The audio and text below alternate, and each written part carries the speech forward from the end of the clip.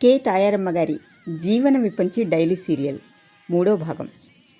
అవును గోపి, మా సాంప్రదాయాలు పద్ధతులు ఇలాగే ఉంటాయి. ఊరు నుంచి రాగానే పేరు పేరున అందరినీ పలకరించకపోతే ఈ పిల్లకి గర్వం, పట్నంలో చదువుతున్నదని అహంకారం పెరిగింది అని ఏవేవో అంటారు. అందుచేత నిత్య జీవితానికి దగ్గరగా ఉండే ఈ సాంప్రదాయాలను అధిగమించలేము. అయినా గోపి, నీకు ఇవన్నీ ఎందుకు? మా మేడ మీద గది ఒకటి ఖాళీగా ఉంది. మా నాన్నమ్మతో చెప్పి అది నీకు ఇప్పిస్తాను. నువ్విక్కడ ఉన్నన్నాళ్ళు యథేచ్ఛగా అందులోనే ఉండు.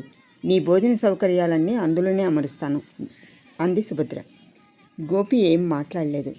గణపతి శాస్త్రి తడిబట్టలు ఆరేసుకుని నుదుట విభూది రేఖలు దిద్దుకొని వంగపండు రంగు పట్టుదోవతలు ధరించి నీలకంఠేశ్వర స్వామి ఆలయానికి బయలుదేరాడు.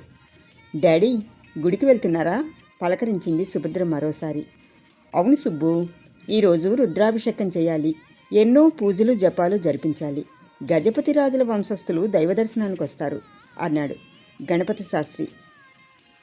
అతని చేతులకున్న స్వర్ణ కంకణాలు ధ్వనించేలా చేతులు కదులుస్తూ, ఆ సమయంలో అతని చెవులకున్న పుష్యరాగాల కమ్ములు కూడా తళుక్కున మెరిశాయి.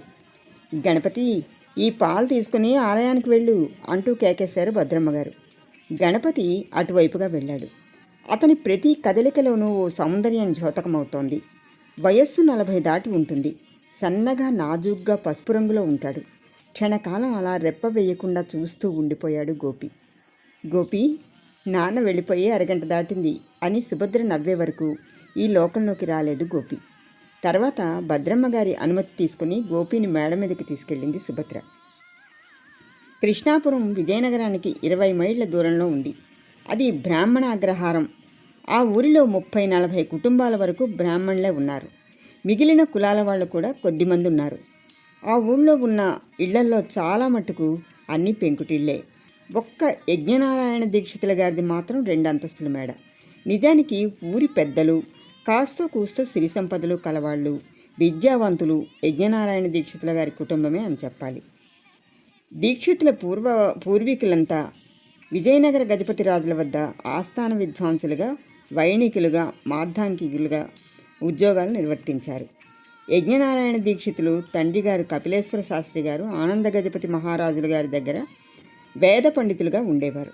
వారి సోదరులకు ఆయన విజయరామరాజు గజపతుల దగ్గర ప్రసిద్ధ వైణికులుగా ఉంటూ ఉండేవారు అని ప్రతీతి.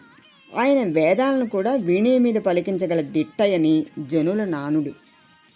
కపిలేశ్వర శాస్త్రి గారు వేదాలను శ్రావ్యంగా పఠించి దాని అర్థాన్ని సుమధురంగా వివరిస్తూ ఉండేవారు.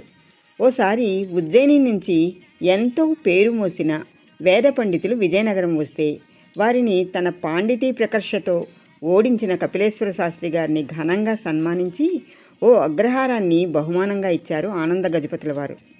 విజయనగరానికి 20 మైళ్ళ దూరంలో ఉన్న ఆ ప్రదేశాన్ని చూసి మురిసిపోయారు కపిలేశ్వర శాస్త్రి గారు. చక్కగా ప్రవహించే ఏరు, ఎత్తైన కొండలు, ఏటి ఒడ్డున ఇసుకలో సగం వరకు పాతుకుపోయిన శివలింగాన్ని చూస్తూ దైవం నన్ను కరుణించాడు అంటూ పొంగిపోయారు ఆయన. తర్వాత ఆ లింగాన్ని తరలించి ఊరు మధ్యలో దేవాలయం కట్టించాలని ఆయన ఉద్దేశం. కానీ ఆయన కల్లో శివుడు కనబడి తను నీలకంఠేశ్వరునని, ఏటి ఒడ్డునే తనకి దేవాలయం కట్టించమని చెప్పినట్టయి అక్కడే దేవాలయం నిర్మించడానికి సంకల్పించారు. ఆనతి కాలంలోనే అక్కడ ఎన్నో ఇళ్ళు లేచాయి. తమ బంధు పరివారాన్ని చాలామందిని తీసుకొచ్చి అక్కడ భుక్తి వసతులు కల్పించారు ఆయన. ఆలయ ధర్మకర్తలుగా కూడా కపిలేశ్వర శాస్త్రి గారే నియమించబడ్డారు. నీలకంఠేశ్వర స్వామి పేర ఇచ్చిన కొంత పొలం పుట్ర తమ పాండితీ ప్రకృష్టతో మెచ్చి గజపతులు బహుమానంగా ఇచ్చిన మాగాణి అన్నిటితోటి జీవితం సాఫీగా సాగిపోయే అర్హతను సంతరించుకున్నారు. మొదట అగ్రహారానికి నీలకంఠేశ్వరపురం అనే పేరు పెట్టాలనుకున్నాడు. కానీ ఆయన భార్య కామేశ్వరమ్మ గారి ఇష్టదైవం గోపాలకృష్ణుడు. అందుచేత కృష్ణాపురం అన్న పేరు పెడితే బాగుంటుందన్న అభిప్రాయాన్ని వెలిబుచ్చారు ఆవిడ. తర్వాత అది కృష్ణాపుర అగ్రహారంగా పేరు పొంది జనులు వాడుకలోనికి వచ్చింది. సశేషం.